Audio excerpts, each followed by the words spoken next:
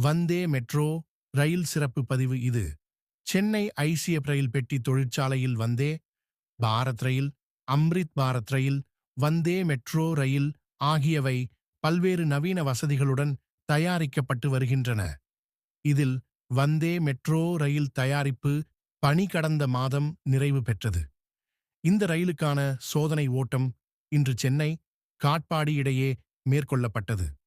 மொத்தமாக 12 பெட்டிகளைக் கொண்ட இந்த ரயிலில் ஏசி வசதி பயணிகளை வெகுவாக கவரும் வகையில் உள் அலங்காரம், நவீன சொகுசு இருக்கைகள், கண்காணிப்பு கேமரா, அதிநவீன கழிப்பறைகள், தானியங்கி கதவுகள் உள்ளிட்ட அம்சங்கள் இடம்பெற்றுள்ளன.